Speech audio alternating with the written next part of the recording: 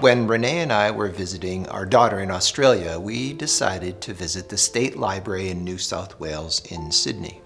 Inside this amazing library, we saw a display on the leading causes of mental illness, particularly depression and anxiety. There was a word cloud on the wall, and the largest word was isolation. The message was clear. Isolation is a leading cause of depression and anxiety.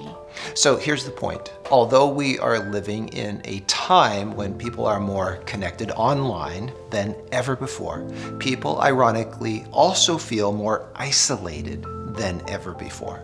People in isolation feel anxious and tend to think in terms of the worst case scenario. They are chronically afraid of the future, afraid of people, and afraid of being out of control. In the prison system, the most severe form of punishment is solitary confinement. In one study, Professor Martha McClintock separated lab rats. Some were raised in a cage alone, while others were raised in groups. But the isolated rats developed 84 times the number of breast cancer tumors as the rats who lived in community. In fact, from all the studies of the effects of isolation on people's health, almost everything became more fatal when people were isolated. Cancer, heart disease, and respiratory problems. Loneliness itself is deadly.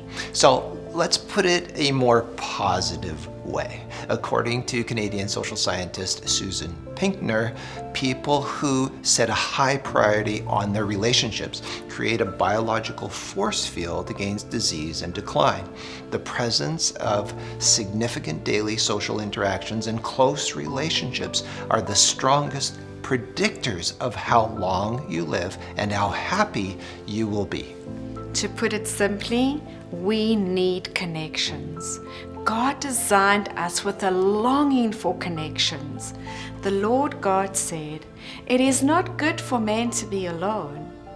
When Daniel was treated like a lab rat, abducted from his parental home and taken captive to a foreign land, instead of retreating into his shell, Daniel connected himself with 3 solid supportive friends who prayed with him and stood by his side in his determination to be faithful. Daniel showed loyalty to his friends by requesting that the king give them elevated responsibilities, and he also treated his enemies like they were his friends.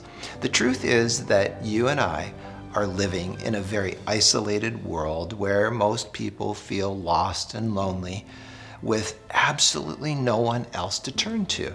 Jesus said, "By this all will know that you are my disciples, if you have love for one another." So can we challenge you to reach out with tender love and respect, especially to those who are lonely?